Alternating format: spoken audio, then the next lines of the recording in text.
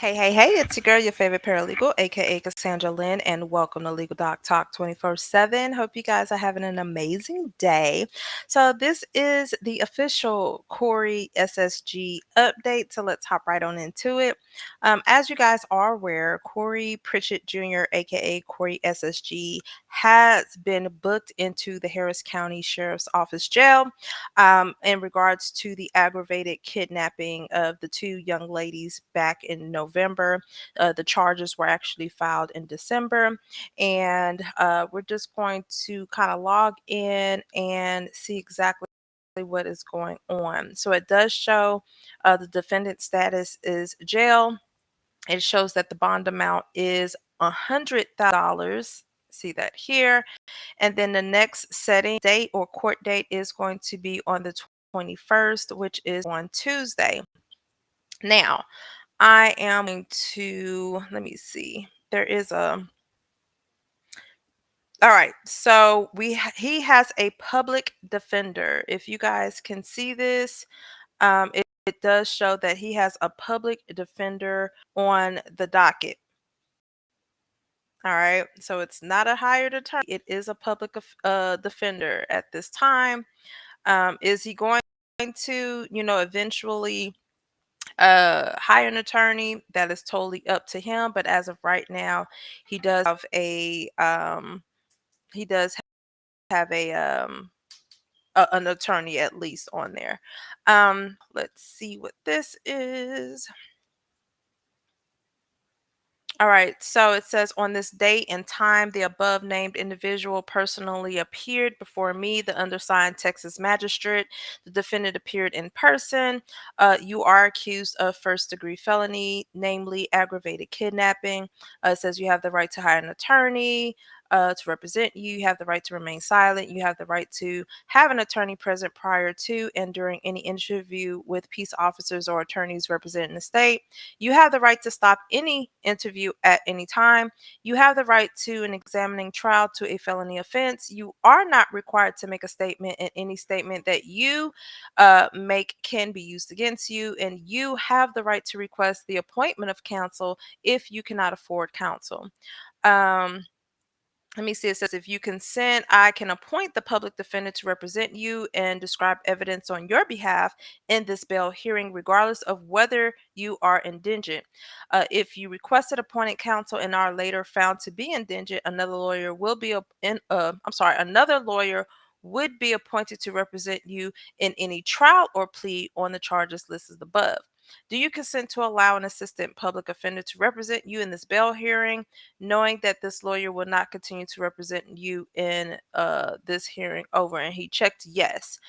So he has a public defender for the bail hearing, but that he has the right after he has, get out of jail. He can get another attorney. He can hire counsel, or he can get another public attorney if he cannot afford one.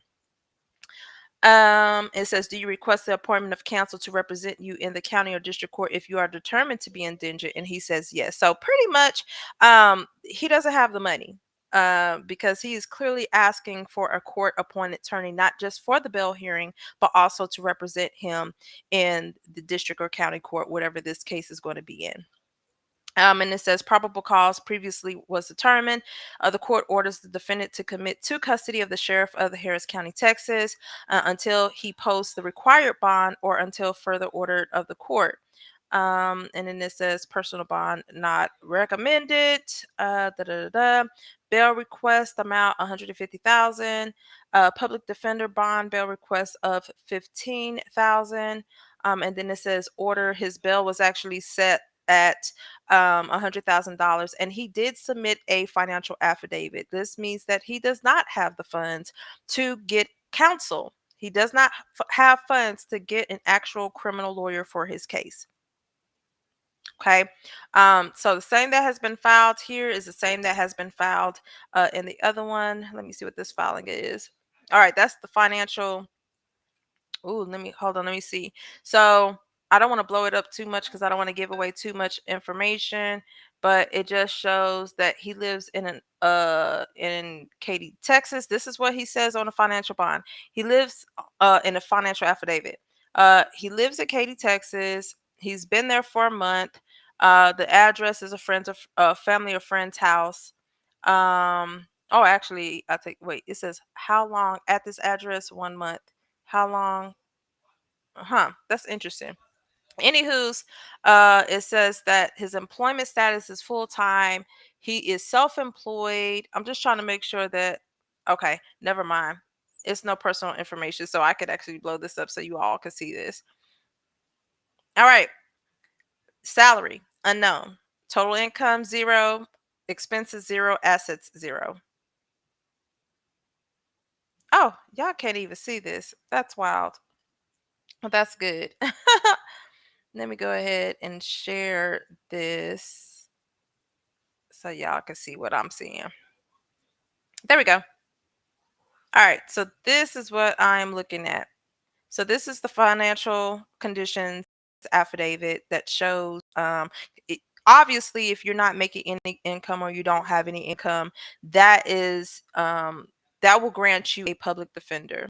And here, you would think for somebody who says that they have money, will put that they have money, but they don't have money. So, and some people do lie on these affidavits, which is not good because it is an affidavit and you have to swear on this affidavit. So that's neither here nor there. So he does not have the funds in order to actually hire a actual attorney.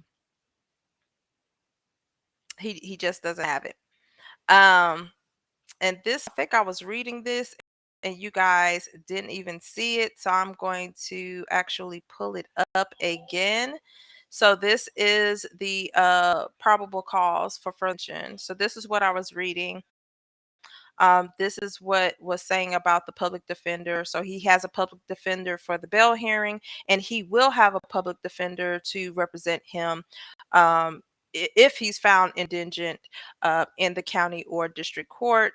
And then this was them adding the bond. He did not get a personal bond. He submitted a financial affidavit, and his bail was set at 100,000 for this particular kidnapping. And I am sure that his bill is set at the same thing for the other so let me get out of there and go here, reshare my screen. Let's go here. All right, and so I don't even remember which one I clicked on, but that's okay. You know what, let me just share the window. I think that'll make sense. So this is what I'm looking at. So you see here, it says 100,000, same thing. Same thing with this one.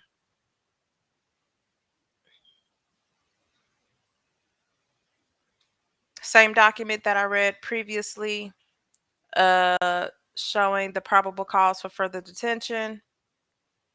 He also checked yes as far as a public defender goes. Let me see what this says. I don't think I seen this in nope, I didn't see this in the other folder. So let me share this with you guys. It's a different screen. All right, so this is the order for pretrial supervision and bonds. Defendant shall personally appear in court on time every time this case is set on the court docket unless the judge waives the appearance. Defendant shall commit no crime and shall not engage in any conduct that could result in his or her arrest.